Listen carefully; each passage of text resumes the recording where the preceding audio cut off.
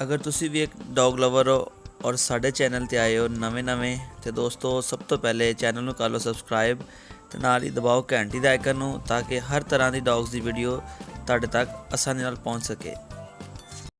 अस्सलाम वालेकुम दोस्तों वीरो तो अज की वीडियो के बुली बच्चे फॉर सेल ने चेक कर लो माशाल्लाह 4 बच्चे ने रंग रूप के भी सोहने हैं। माँ वेख लो कि हाइट लेंथ आ फुल बरीक चमड़ी पतली पूछ सिर चिर अगे तुहानू वीडियो बाप भी चेक कराने और वीडियो के एंड ते तुहानू क्रॉस की फोटो भी दिखाने। है माशाल्लाह जी 32 इंच प्यो का कद आ जी ठीक है तकरीबन 30-31 इंच की माँ की हाइट भी हैगी है। मेल है इन्होंने बाप सोहना माशाल्लाह रंग रूप का हाइट का भी तो अगे तुहानू बच्चे भी चेक कराने। 4 बच्चे इन्होंने 2 बच्चे फॉर सेल आ। जेडे दोस्त नूं जेड़ा पसंद होवे दस दिओ।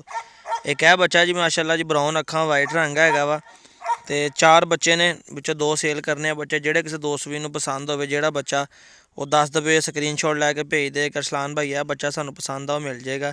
है माशाल्लाह बरीक पूछ चमड़ी हर चीज़ तुहाडे सामने है। रंग भी बड़े प्यारे ने और बच्चे नस्ली भी बड़े है।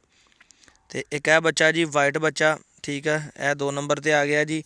ਜਿਹੜਾ ਤੁਹਾਨੂੰ पसंद ਹੋਵੇ ਕਿਸੇ ਦੋਸਤ ਵੀਰ ਨੂੰ ਸਕਰੀਨਸ਼ਾਟ ਮੈਨੂੰ ਭੇਜ ਦਿਓ ਕਿ ਜੇ ਅਸੀਂ ਇਹ ਬੱਚਾ ਲੈਣਾ इंशाअल्लाह ताला ਤੁਹਾਨੂੰ ਪਿਆਰ ਨਾਲ ਬਣਾ ਬੱਚਾ ਮਿਲ ਜਾਏਗਾ। ਬਰੀਕੀਆਂ ਬੱਚਿਆਂ ਤੁਸੀਂ ਚੈੱਕ ਕਰ ਲਈਆਂ ਜੇ ਮਾਂ ਬਾਪ ਤੁਹਾਨੂੰ ਦਿਖਾਤੇ ਨੇ ਐਂਡ ਤੇ ਤੁਹਾਨੂੰ ਵੀਡੀਓ ਤੇ ਕ੍ਰਾਸ ਦੀ ਫੋਟੋ ਵੀ ਮਿਲ ਜਾਏਗੀ ਤਾਂ ਕਿ ਦੋਸਤਾਂ ਨੂੰ ਤਸੱਲੀ ਹੋ ਜਾਏ ਕਿ ਜਿਹੜੇ ਦਿਖਾਏ ਨੇ ਉਹੀ ਨੇ।